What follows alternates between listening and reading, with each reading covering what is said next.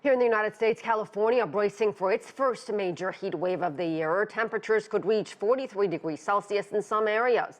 There are health warnings, and the state's fire department is preparing for what could be the unofficial start of this year's wildfire season.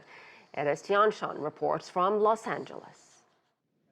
With several extreme heat advisories issued across California, the first major heat wave of the summer has arrived for the state. Residents are already being warned against heat-related illnesses in what's predicted to be a warmer than usual summer, according to the National Oceanic and Atmospheric Administration. Most of the warmest years on record that we've seen in the past have happened due to the influence of El Nino, because it gives that little bit extra push onto the global temperatures on top of the warming that we're already causing due to human-caused climate change. And in much of California, there's also concern about the high risk of wildfires. So far in the first half of the year, nearly 2,500 fires have broken out across the state. And now, with multiple heat warnings, many are worried that this week could be the unofficial start of this year's wildfire season. With that in mind, CAL FIRE is planning to step up throughout this holiday week, and in some areas, they're also encouraging home and business owners to take precautions to minimize the fire risk.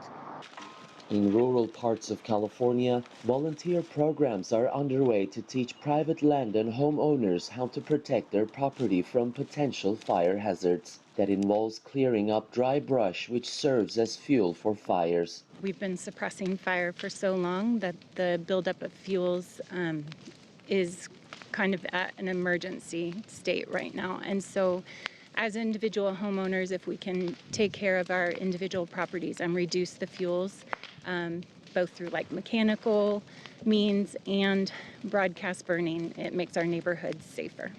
Fighting fires with fire in controlled burns can be an effective way to prepare for what could turn into another devastating wildfire season in California, as the weather predictions show hotter temperatures for the coming months.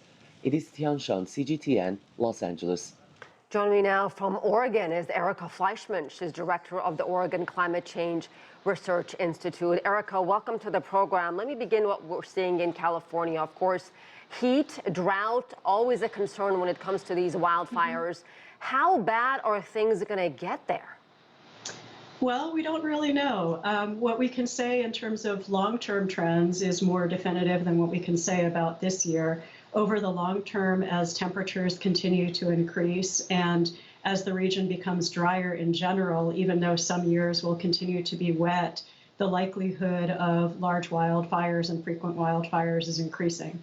And of course, we've got the Canadian wildfires, which really show the impact can be so far reaching, all that smoke hovering over the East Coast with terrible air quality. My point being, when something like that happens, it's not just one or two communities or one country that's affected. It affects a lot of people. Yes, it does. It absolutely does. Well, let me move on to what we saw this week. The world saw the hottest global temperatures ever recorded. What is going on? Obviously, climate change and El Nino, big factors here. Yes, your previous speakers, I completely agree with them. The world is becoming hotter in the western United States. Although temperatures are increasing during every season, they are also increasing most strongly during summer. We're going to see warmer summers. We're seeing more frequent and longer and more intense heat waves. El Nino, as others have observed, is a natural pattern, a natural climate cycle, but the oceans are absorbing a lot of heat. And so some of the sea temperatures that are associated with El Nino are becoming warmer, and warm water holds more heat.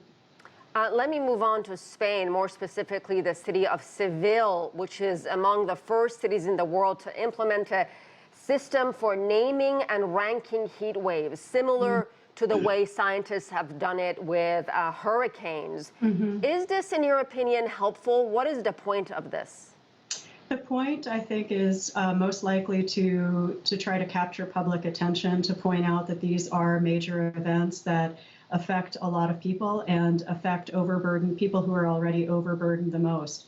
Outdoor workers, people who don't have resources to cool themselves, people who don't have air conditioning. So naming them may help with increasing public awareness and the awareness of the politicians who have some ability to act to reduce emissions of the gases that are making the planet warmer. And do you think that's something that should be done in other parts of the world as well? It can't hurt. I think time will tell in terms of whether it's effective in terms of not just public awareness, but public behavior and government behavior. Time will tell on that. Well, do you think any of this was avoidable? Well, let me go on to what we're also seeing in terms of torrential downpours, really from Chile to China, landslides, these dramatic rescues, evacuations. Yeah. Give us the big picture. First of all, was any of these extreme conditions we're seeing around the world, was there anything that could have been done to perhaps make it less devastating? And also talk to us in terms of human and economic cost. Yeah, well, that's a lot. I mean, the very big picture, the causes of, so precipitation is becoming more extreme as climate change continues. We're seeing larger storms over time. We also have more people in the world, so more people in harm's way when these large storms happen. People can react in terms of adaptation. There's the big picture of mitigation, of reducing emissions of heat-trapping gases. There's also adaptation in terms of knowing which communities are most at risk and knowing what areas are most at risk and trying to assist the people in those places on avoiding some of the risks that turn a natural event into a disaster for people. And what about in terms of, this is not just about lives, but livelihoods as well? Absolutely. Yeah, a lot of ramifications of that, both short-term and long-term. Everything from what some of us would think of as inconveniences. If a road is flooded, one might need to take a detour, to really strongly affecting provision of infrastructure. You know, no place is isolated, certainly not in today's world. So think about people that are traveling for their work, people that are traveling for their healthcare. Even if a particular community wasn't flooded, they're relying on and interacting with other communities that might have been flooded. There are services that are moving among communities. So really, what creates a disaster in one location is not isolated to that location. Right. It's a real cascade of negative effects in these cases. Yeah, I think a lot of people would agree with you. Erica Fleishman, thank you so much.